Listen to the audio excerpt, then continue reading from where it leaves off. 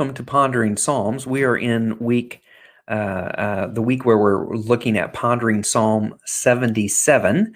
As you can tell, it's a little bit different layout. I don't have all the functionality. I don't have all the bells and whistles that my friend Dave has. So you get just a stripped down model because this week Dave happens to be on vacation. So I thought I'd spend some time talking about Psalm 77, share a little bit about some of the things that stood out to me. I can't even share, the passage on the side there like Dave does, but I wanted to go ahead and talk about it just a little bit. If you've been following along, we started in Psalm 76 or 69, I think is where we started, Psalm 69. And each week, we're spending some time talking about the different Psalms, and we're reading them through the week. Hopefully you've been able to read a little bit of this. Sometimes, folks, we're able to read every day, and it's fantastic. Sometimes we're only able to read just a little bit, and that's okay. All right, just feel okay with that. You don't have to have this biblical doctorate to be able to make it through. Sometimes all you have to do is to allow God to speak to you through the words of those pages that are on those pages. And maybe it's just a little bit, and maybe it's a whole lot. So whatever you were able to accomplish this week, good for you. I've really enjoyed Psalm 77. I've read it quite a bit. I've studied a little bit, and I've been pretty excited about it. Dave likes to take us through the journey of the psalm. I don't have the passage in front of me. I'm not going to insult you by reading it to you.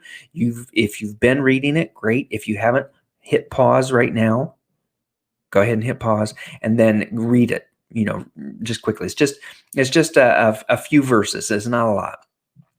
But there are a couple of things that have jumped off the page this week for me that I want to kind of ruminate on for a little bit. So first, I want to talk. Again, we're on Psalm 77, and it's basically a time. In the first 9 verses specifically are of Asaph, who is the writer of this, talking about the fact that he is wondering where in the world God is.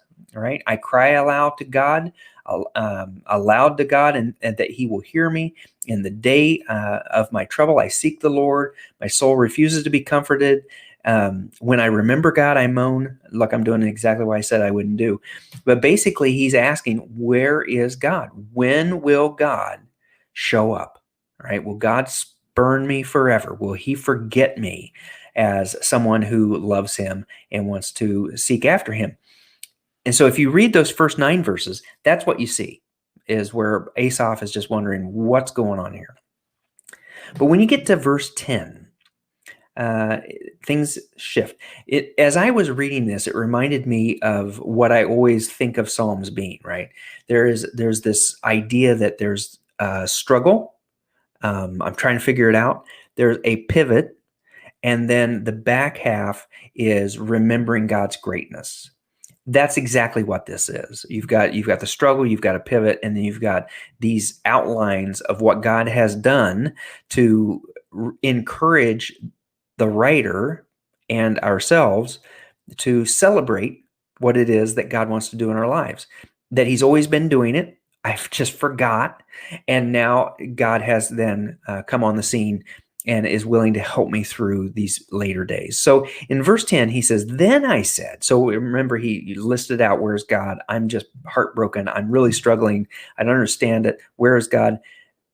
And then he says, then I said, I'll appeal to this, to the years of the right hand of the Most High. Meaning, the right hand is the hand of strength. I'll appeal to that because, God's pretty great. God's got it all together. Verse 11, I will remember the deeds of the Lord and meditate on your mighty deeds. And then he begins to kind of talk about this. Your way, O God, is holy. What God is greater than our God? You are the God who works wonders. And then he begins to tell a little bit about the wonders. Now, a couple of weeks ago, we were talking. I asked Dave, I said, do you think this is a retelling of the Exodus story? It's a kind of a way for them to remember, the readers of the psalm remember what it was that God had done in their life. And we didn't really land on a yes or no on this. It is crystal clear that Asaph, he turns the corner and wants to tell people this is what God did. Remember when He led us out of Egypt, when He made our lives better. The end of this is kind of retelling crossing the Red Sea. As it's written there, you've got the visuals of Charlton Heston, raising his staff and leading, not leading, he stands there while everyone makes it through.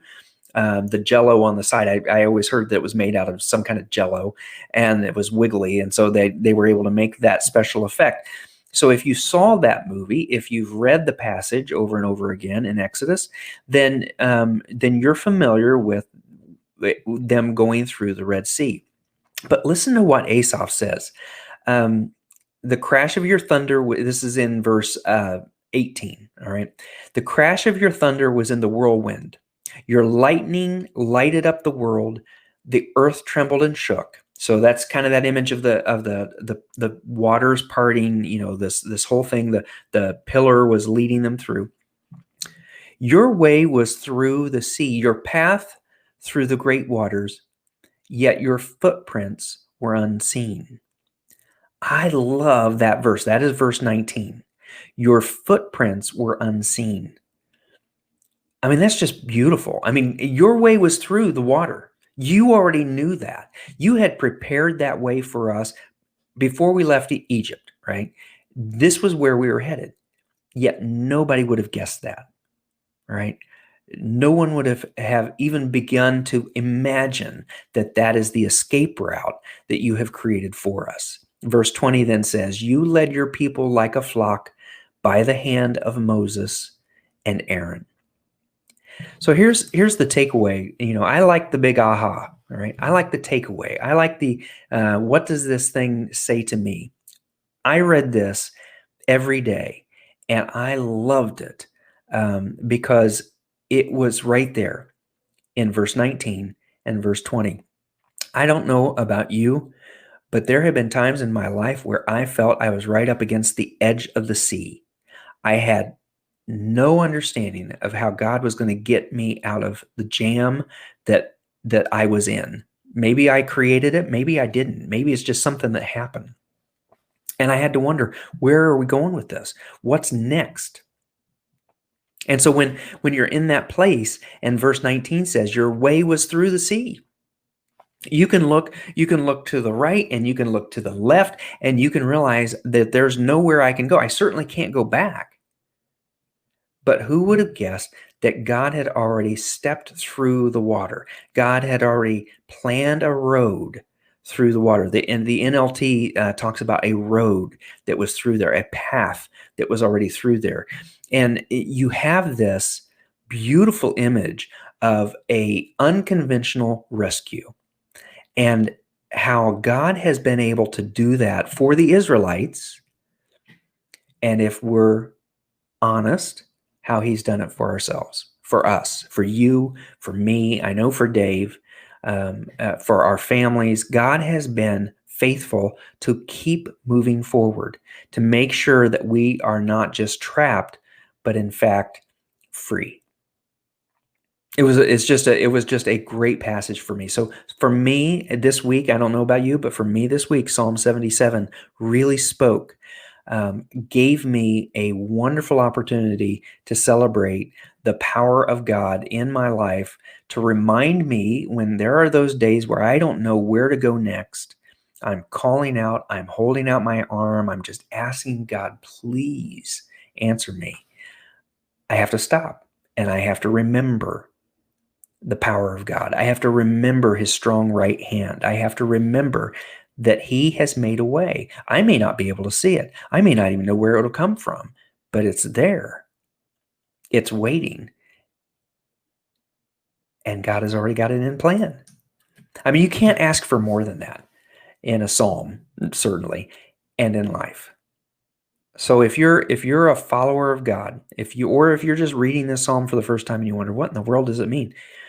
It is a great example of how God is waiting for us all the time. and God is ready to lead us in ways we never would have guessed and take us through the other side.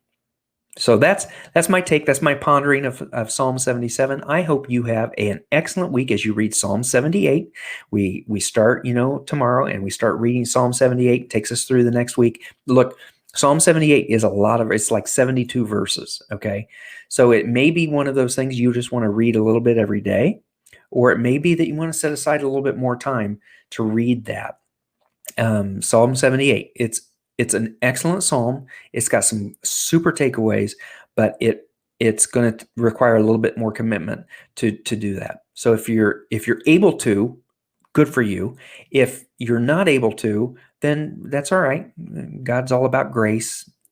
Take the grace. But if you're able to even read a little bit of it, then it tells a beautiful story, and I think you'll enjoy it. So, all right, next week, same time, same place. We'll see you here. Dave and I are planning to be together again for our next broadcast. But Pondering Psalms, like us on YouTube, like us on Facebook, leave comments. We love to see them. And I hope you have a great week. We'll talk to you soon.